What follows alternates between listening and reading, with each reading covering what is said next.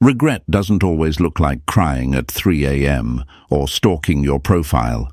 Sometimes it hides behind fake smiles, forced laughter, and new people that don't even feel real. What you'll see first isn't sadness, it's confusion. Because regret doesn't begin when they miss you. It begins when they finally meet themselves without you. My friends, that's when the truth shows up. You weren't just a name in their phone or a chapter in their life. You were their balance, their mirror, their calm in the noise. When you left, they didn't lose a person. They lost emotional gravity. And when gravity disappears, everything starts to drift. You see, folks, the mind doesn't process loss logically. It lies first. It says, I'm fine. It says, I didn't care that much anyway. But those words are a bandage over an unhealed cut. They'll go out, post pictures, pretend they're unbothered. Yet deep down, something feels off. That's not strength, it's imbalance, because you were the steady pulse that kept their chaos from spiraling. The moment you went silent, their peace went with you. You didn't destroy them, you simply unplugged your energy from their system. Now they're running on backup power, and it's fading fast. Here's the hard truth. People don't regret losing you when you walk away. They regret it when they finally understand what your presence did for their life. You gave them emotional structure. You were the one who listened without judgment, stayed calm in storms, and never turned love into competition.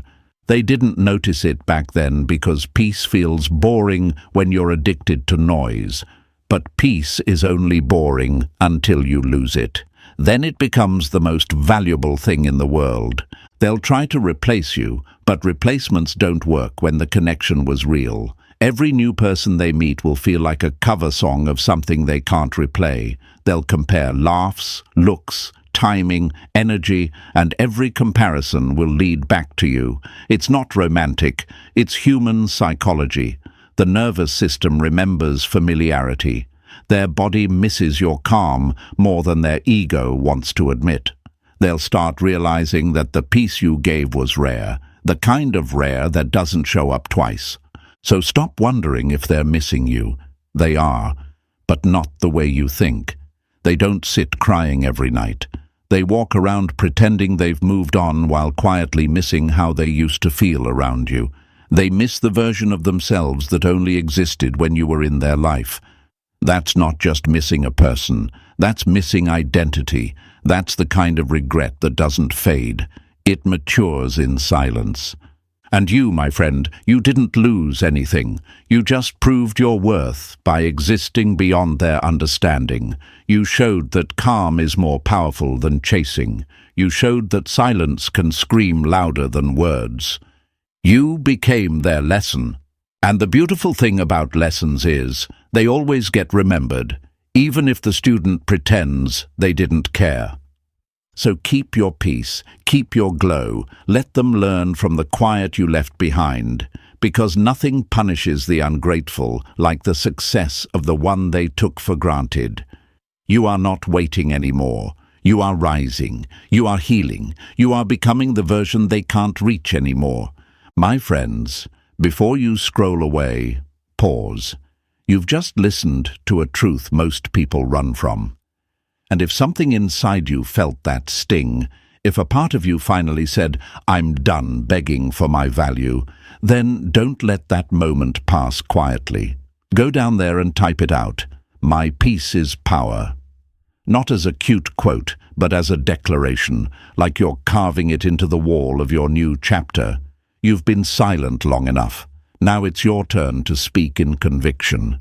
Write it because you mean it. Write it because your peace used to be taken for weakness, and now it's your weapon. You're not chasing anymore. You're attracting. You're not waiting for validation. You are the validation. The world pays attention when someone walks in calm while everyone else is screaming for attention. That's you now, the one who doesn't need to prove a thing. Folks, if you've made it this far, I'm asking you to show the universe you're serious. Don't just listen. Participate. Drop that line in the comments and claim it like armor. Because every time you write, my peace is power, You remind your mind that you've already won. You remind your spirit that control isn't loud, it's silent and unshakable. And if this message hit that part of your chest that still remembers what it's like to be underestimated, then let's make a deal. Hit that like button. Subscribe. Stay with me. This isn't a one-time motivation. It's a transformation. We're rebuilding your emotional foundation, one truth at a time. You've survived enough heartbreak to earn wisdom, and from this moment on, you're not just surviving anymore. You're mastering yourself. So write it, claim it, live it. My peace is power. Number 1. Emotional homeostasis. Collapse. People think detachment means you stop feeling. It doesn't. It means you stop letting your emotions be controlled by someone who couldn't handle their own. And that's where this part of the story begins, where the quiet collapse starts. Because when someone walks away from a connection that used to keep them emotionally stable, they don't walk into freedom. They walk into imbalance. Their mind tells them they're fine. Their body pretends to agree, but something in their system starts to short-circuit. It's like pulling the main wire out of a circuit that was designed for two. They can fake confidence all they want, but soon even their peace feels artificial. You weren't just someone in their life, my friends. You were their emotional thermostat. Your calm set the temperature of their world. When they were anxious, your presence grounded them. When they spiraled, your logic brought them back. You regulated their storms without even knowing it. But here's the part they didn't realize. The more you held them steady, the less they learned to steady themselves. So when you left, they didn't just lose affection, they lost regulation. Their nervous system got used to your energy, like the body gets used to oxygen. And when oxygen disappears, panic begins. They'll deny it at first. They'll say they're relieved, better off, maybe even free. But pay attention to what happens after the high fades. They'll start chasing distractions like medicine, new people, loud environments, fake victories. But all those are temporary patches on a deeper emotional wound. You can't fix equilibrium by pretending you never needed it. Carl Jung once said, "What you resist persists." That's exactly what happens here. The more they resist the truth that you were their anchor, the more their mind keeps pulling them back to your memory. Have you ever noticed how silence starts to sound louder after chaos? That's what hits them. They thought your calmness was boring. Now it echoes in every room they walk into, because chaos can't survive long without something steady to hold on to, and you were that stillness. Every text you didn't send, every time you didn't react, every calm exit you made, it became a mirror reflecting their own instability back at them. And nothing terrifies the emotionally unhealed more than seeing themselves clearly. Now, some of you might wonder, if they depended on my peace so much, why did they leave? That's the hardest part to accept. People don't always walk away because they don't need you. Sometimes they walk away because being around you exposes how much they haven't grown. Your stability reminded them of their imbalance, and the human ego hates reminders like that. They thought they were escaping control when they left, but what they really escaped was the only person who understood their chaos without judging it. So don't think their silence means healing. Don't let their performance of happiness fool you. They're not missing you in a cinematic, tearful way. They're missing the calm that made their own thoughts tolerable. Their nervous system got addicted to your consistency the same way a body adapts to rhythm. And now that rhythm is gone, their emotions don't know what to dance to. Every new connection feels forced. Every new smile feels staged. Because what they're chasing isn't you, it's homeostasis, emotional balance, the feeling of being safe in their own head. But the irony is, that feeling only existed because you were in the room. Imagine a tightrope walker who's crossed the same path 100 times because someone always steadied the rope from below. Then one day, that stabilizer walks away. Suddenly, every step feels unstable, though the rope hasn't changed. That's them now, wobbling, pretending they're fine, secretly terrified to admit they've lost the one person who made life feel safe to walk across. And I know what you're thinking. If I was their balance, why didn't they fight to keep me? Because people often choose the illusion of control over the truth of connection. It's easier to walk away and pretend they're strong than to admit they depended on someone for peace. But the truth doesn't vanish just because it's avoided. It waits. It sits in their chest, in quiet moments, reminding them that no distraction ever feels like you did. This is where Stoicism becomes your ally. You don't chase, you don't prove, you don't beg them to understand. You watch from a distance, while their own imbalance teaches them what your presence once provided. Because your value doesn't need defending, it reveals itself when you're gone. That's why silence is so powerful. It doesn't demand recognition, but it gets it anyway. So let them pretend, let them perform peace while they're breaking inside. You've done your part. You were the calm in their storm, the order in their chaos, the logic in their noise. You didn't lose them. They lost stability disguised as a person. They lost a mirror that reflected their better self, and deep down, they know it. The problem is, pride speaks louder than truth. But pride fades. Truth doesn't. One day, in some quiet hour, it'll hit them that they never really lost you. They lost their emotional compass. They'll look for that feeling in others and find only static. And that's when regret sets in. Not loud, not dramatic, but quiet and constant. Like the hum of a machine that doesn't work right anymore. So stay calm, stay detached. Let your silence do the talking. Because when their emotional homeostasis collapses, your peace becomes proof of everything you tried to show them. That's when they finally understand the lesson. Losing you wasn't freedom. It was imbalance disguised as independence. And when that moment comes, my friend, you won't need an apology.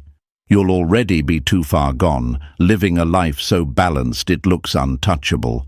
Their chaos won't even register anymore. You'll be calm, content, and entirely unbothered. Write this in the comments as your anchor. I am my balance. Number 2. Cognitive dissonance kicks in. Cognitive dissonance is that strange battlefield inside the mind where pride and truth start throwing punches. You've seen it before. They swear they don't care, they act detached, and they repeat the same empty lines. I'm over it. It wasn't that deep. I've moved on. But if you could peek behind the performance, you'd see a storm brewing. Because the brain hates contradictions, and their actions don't match their words. They told themselves, you didn't matter, but every time your name slips into their mind uninvited, the lie cracks a little more. That's not curiosity, that's conflict.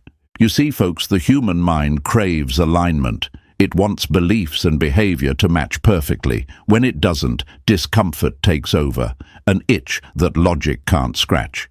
That's cognitive dissonance. They said they didn't need you, but then they found themselves checking your profile, wondering if someone else has your attention now. Their body betrays the story their ego built. And here's the irony. The stronger the denial, the louder the dissonance. They'll talk more, post more, laugh louder, because silence might expose the truth. It's like trying to hold two magnets together with the same poles facing each other. The harder they push, the stronger the resistance. They can tell their friends you were replaceable, but every quiet night argues back. Every time a memory flashes, your tone, your patience, your energy, their brain short-circuits for a moment. If I didn't care, why does this still hurt? If I've moved on, why do I still compare everyone to them? The questions get louder. That's not nostalgia. That's psychological correction trying to happen. The mind is begging for harmony, but pride won't allow honesty. People underestimate how heavy it feels to live in contradiction. Jung once said that the greatest burden a soul can carry is unacknowledged truth. And that's what's happening to them now. They can't admit what they lost, because that would mean facing the pain of their own decision. It's easier to say, "It wasn't meant to be," than to confess, "I let go of something good because I didn't understand its value." So they keep lying, to others, to themselves, trying to edit the narrative so it hurts less, but lies can't heal wounds. They only delay the bleeding. Eventually, their behavior starts to expose the truth their words can't hide. They linger on your stories a little too long, scroll through your feed by accident, or ask mutual friends subtle questions about you, disguised as indifference. How are they doing? They seem different lately. But what they're really asking is, have they healed without me? Because that's the question that burns the most. Seeing you stand taller, calmer, and more grounded makes their internal conflict unbearable. The ego whispers, "They'll come back," but the truth screams, "They don't need you anymore." That's the split tearing them apart. And here's where Stoic wisdom steps in. You don't have to do a thing. Their own mind is doing the work for you. Every contradictory thought, every fake smile, every denial, each one drags them closer to realization. You've become a mirror they can't look away from. They're not haunted by your memory. They're haunted by the truth their pride refuses to digest. And no matter how hard they fight it, reality doesn't bend to denial. It waits patiently until the mask falls off. So don't chase validation, and don't wish for their clarity to come faster. Truth has its own timing. When cognitive dissonance finally breaks, it hits like lightning, sudden, undeniable, humbling. One day they'll admit it to themselves, maybe quietly, maybe through tears. "I messed up. I lost something real." That's when the war ends. Until then, you stay calm. You stay consistent. You let the storm in their mind do what it needs to do, because peace doesn't chase chaos, it outlasts it.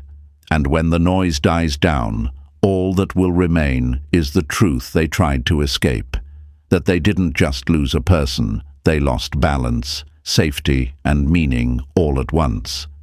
Write this in the comments to anchor your focus. Truth always wins. Number 3. Emotional inversion effect. The funny thing about regret, my friends, is that it rarely starts with longing. It starts with realization. The mind doesn't replay the kisses or the laughter first. It replays the parts they dismissed, the times you stayed calm when they pushed your limits, the moments you chose understanding instead of arguments. The quiet strength that once felt too passive now looks like emotional mastery. This is the emotional inversion effect. The brain flips the story, and what they once labeled boring suddenly becomes magnetic. They start craving the peace they used to take for granted. You see, folks, people don't actually remember how you looked when they lost you. They remember how you made them feel when they were with you. At first, they mistake calm for weakness. They think silence means you don't care. But once you're gone, silence turns into power. Because when they finally meet people who can't handle their moods, who don't know how to listen without judgment, who can't stay steady through their storms, they realize your calm wasn't lack of emotion. It was emotional discipline. It was rare, and it was real. Imagine this. They once rolled their eyes when you chose peace over argument. Now, every loud person they meet reminds them of why they felt safe with you. That's the inversion. The very traits they ignored start haunting them because those traits were the foundation of what made them feel secure. The human mind always learns value through contrast. It needs the chaos of everyone else to understand the gold it once held. And here's the cruel part. They can't undo that awareness. Once they've seen the difference, every new person feels slightly off-key. They'll search for your tone of voice, your patience, your calm humor in others, but it won't show up the same. That absence becomes heavy. It's not nostalgia, it's recognition. They're not missing the relationship anymore. They're missing the version of themselves that your presence allowed them to be. You made them feel balanced, grounded, understood. That's the drug, and now they can't find the supplier. This is why people start to obsess long after the breakup. They're not remembering your love through rose-colored glasses. They're re-examining the moments they dismissed, and the realization stings. They remember that time you tried to explain something gently, and they brushed it off. They remember how your silence didn't come from anger, but from clarity. And now they finally understand that your restraint wasn't distance, it was wisdom. Jung said, "Everything that irritates us about others can lead us to an understanding of ourselves." The same principle applies in reverse. Everything they ignored in you is now what they seek within themselves. At first, it feels like confusion to them. They'll ask themselves, "Why am I thinking about this person so much?" But it's not about missing love. It's about confronting what they failed to appreciate. Their brain replays those moments like a movie that keeps skipping back to the same scene, trying to decode it differently this time. That's emotional inversion in motion. The overlooked becomes the obsession, the quiet becomes loud, and the one they took for granted becomes unforgettable. And you, the one they underestimated, you don't need to prove anything. Your growth is the silent sequel to their regret. You've evolved beyond needing validation from someone who once mistook your peace for indifference. You're not their lesson anymore. You're their reminder. The reminder that real strength doesn't scream, it breathes. It doesn't control, it allows. And the ones who can't recognize that will always end up chasing chaos that feels like passion, but only burns them in the end. So let them wrestle with their memories. Let them realize what it actually meant to be loved by someone who had mastered themselves. Because emotional inversion always ends with clarity. They don't just remember you, they relearn you. And by then, it's too late. You've already turned that calmness they once mocked into your crown. Write this in the comments as your next affirmation. My calm is power. Number 4. The echo effect. Regret doesn't arrive all at once. It echoes. It lingers in the small, quiet moments when they least expect it. They'll be driving, a song comes on, and suddenly their chest tightens. Not because of the song itself, but because of the feeling it brings back. That warmth, that familiarity, that stillness that used to surround them when you were near. Every emotionally powerful person leaves behind an echo, and that echo is louder than any conversation. It's not always romantic. Sometimes it's scientific. It's what neuroscientists call episodic resonance, when the brain replays emotional memories through sensory cues. A scent, a tone, a simple phrase, anything that reminds the nervous system of the emotional safety it once felt. You see, folks, people assume moving on is about deleting photos and ignoring texts. But the mind doesn't delete emotional data. It stores it, labels it, and replays it through random triggers. That's why, even after they've convinced themselves they've moved on, one small thing brings you rushing back. The way someone says your name, the rhythm of a laugh, a quiet moment that feels too familiar. It's not nostalgia, it's neural patterning. You became part of their sensory memory, woven into how their body experiences calm. And when they encounter something that matches your frequency, the mind sends a spark. Wait, this feels like them. At first they'll shrug it off. They'll call it coincidence, say it's just a random thought. But echoes grow louder in silence. When the distractions fade and the night stretches long, those flashes turn into loops. The more they try to suppress them, the more the brain amplifies them, because emotional memory isn't something you can turn off. It operates on instinct, not permission. Here's what makes it worse for them. The echoes don't replay the arguments or endings. They replay the micro moments, the details, the tiny, unplanned things that meant nothing to you at the time, but everything to their subconscious. The way you'd listen without interrupting, the calm tone you used when they were spiraling, the little look you gave that said, "I understand." That's the real hook. Those small, emotionally coded memories become addictive because the brain starts chasing them like a lost high. Psychologically speaking, the mind is a pattern-seeking machine. It hates losing rhythm. You were the rhythm that kept their emotional state balanced. And now that you're gone, it's like a song cut off halfway. The brain wants to finish the melody, but it can't.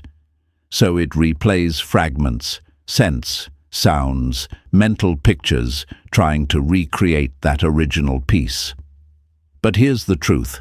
Nothing matches the original. Every attempt feels incomplete, hollow, like a dream they can't wake up from. That's when regret starts mutating into obsession. It's not about you as a person anymore.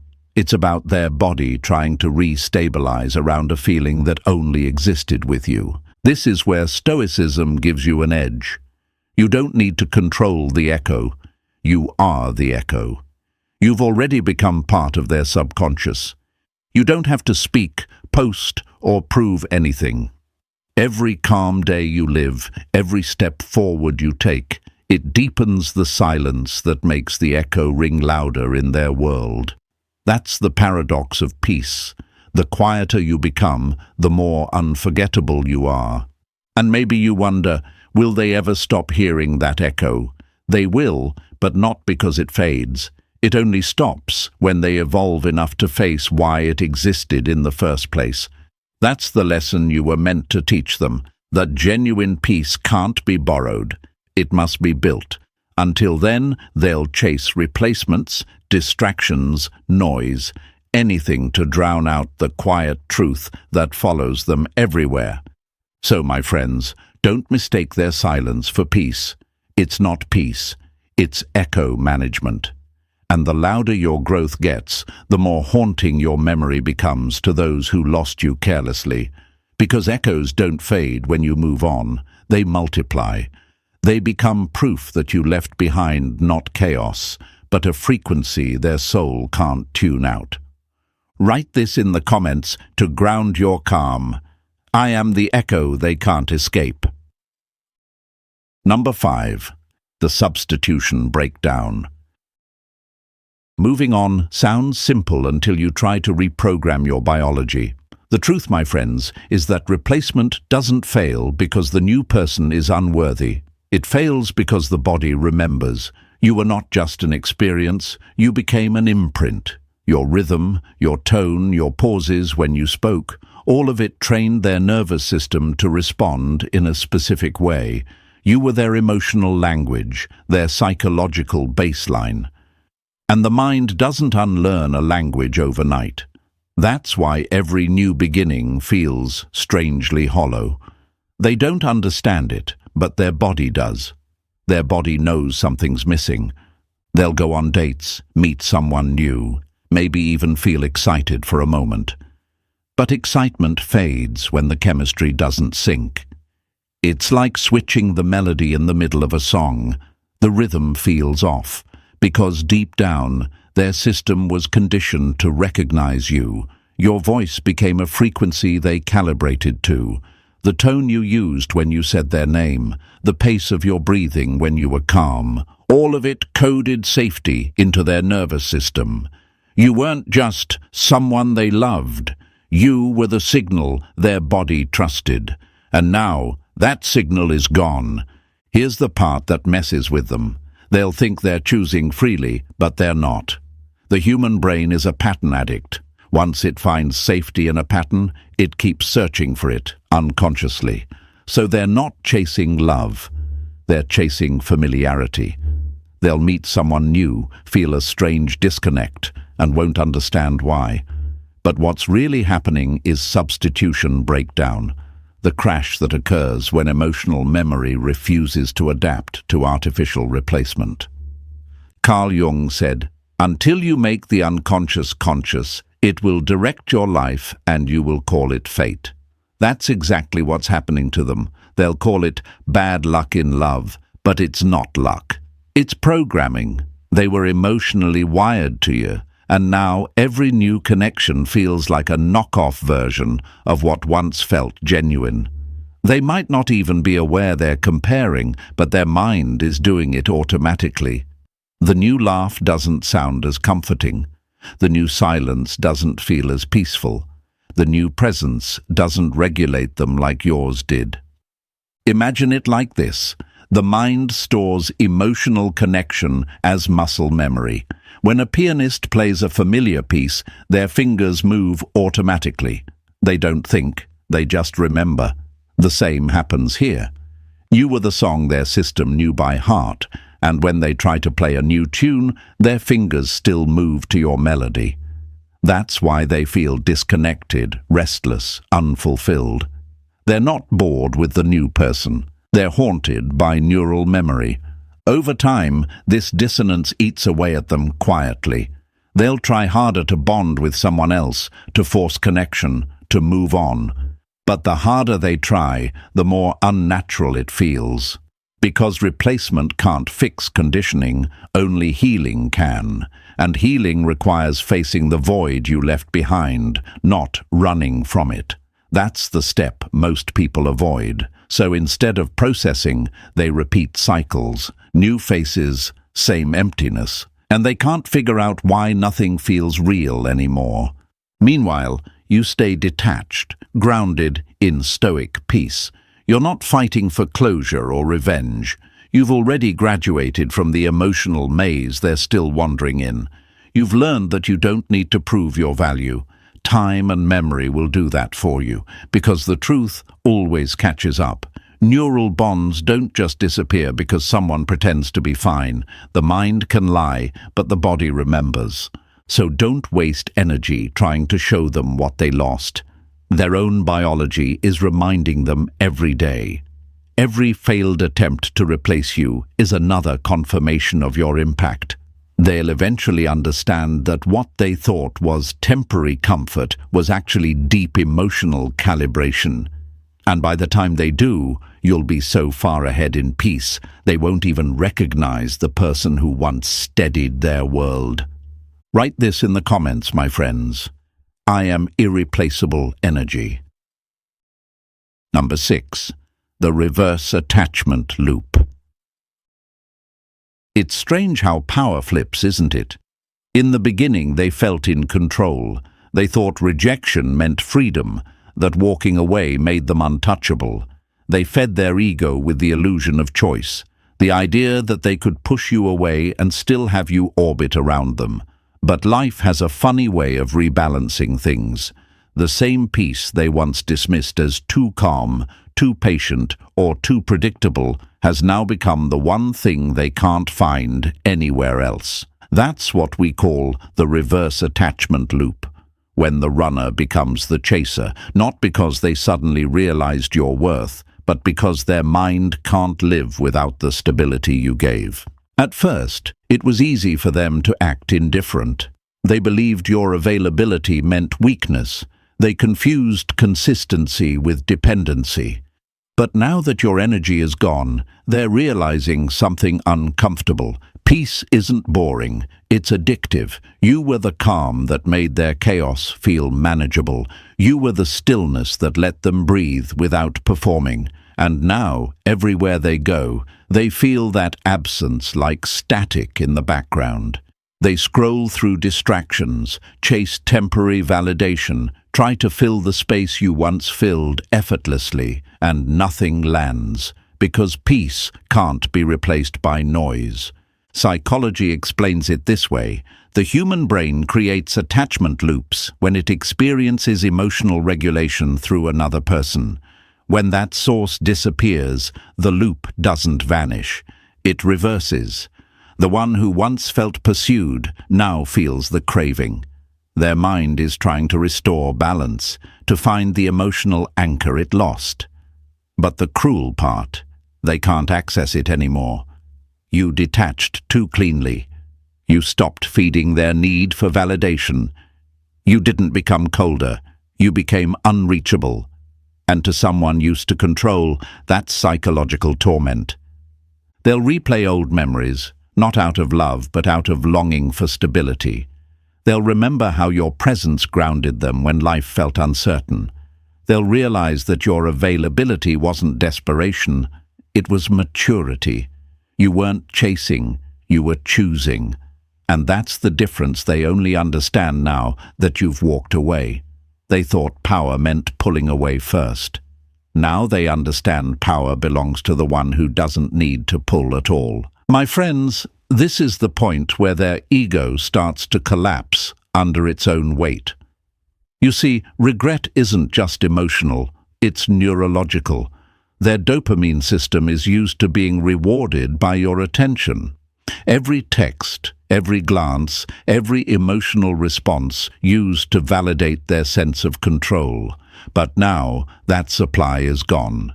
Their brain is still waiting for the reward signal that never comes. It's like pulling a lever on a slot machine that's been unplugged. No matter how many times they try, there's no response. And eventually, the silence drives them inward. That's when realization begins. You might be asking yourself, if they finally see my value, should I take them back?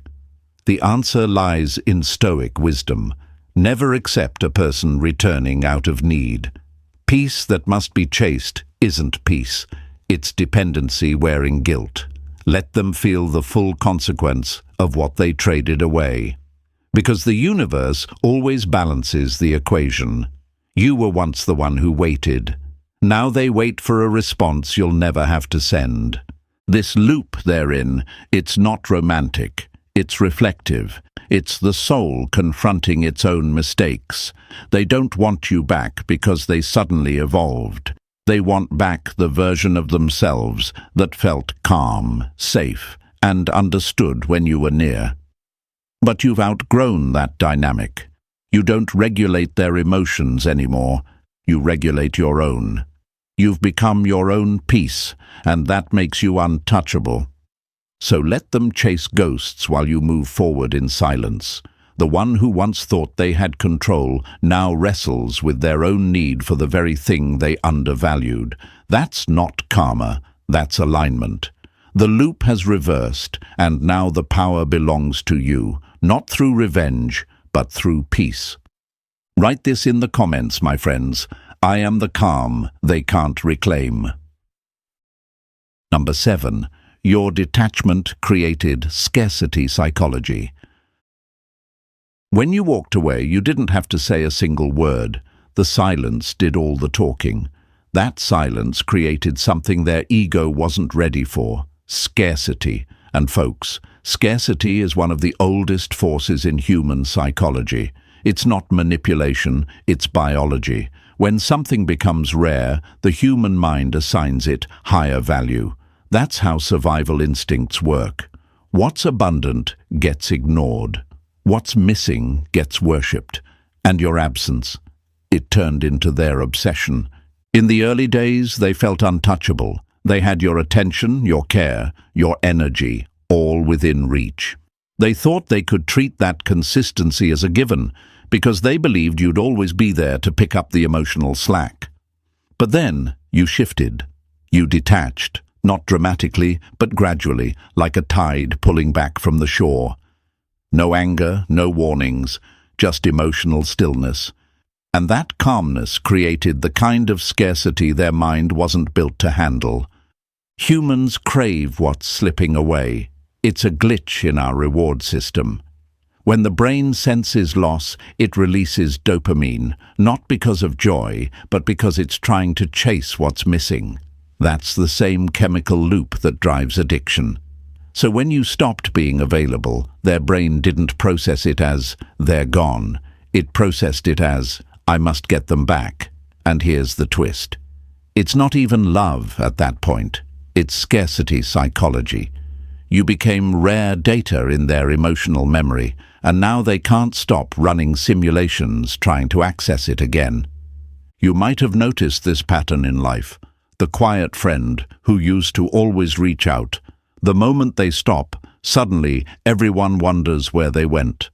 The partner who was always patient. The moment they go cold, they're suddenly different. That's how the scarcity principle works. People only start valuing what they can no longer take for granted. You didn't change. They just finally saw you without the comfort of consistency blurring their vision. And now their mind is confused. How could someone who once gave so freely now be so unreachable? How could peace suddenly feel like punishment? They'll overthink, they'll rationalize, they'll call it mystery, but deep down, it's just consequence. You became valuable not because you hid, but because you stopped trying to prove your worth. That detachment stripped away their illusion of control. They thought they had options.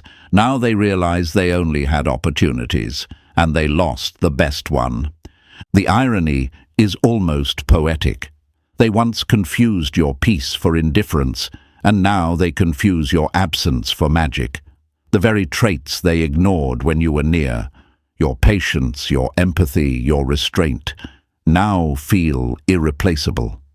They'll try to find pieces of you in others, but every attempt will feel cheaper, thinner, less alive, because nothing feels as valuable as what you can't access anymore.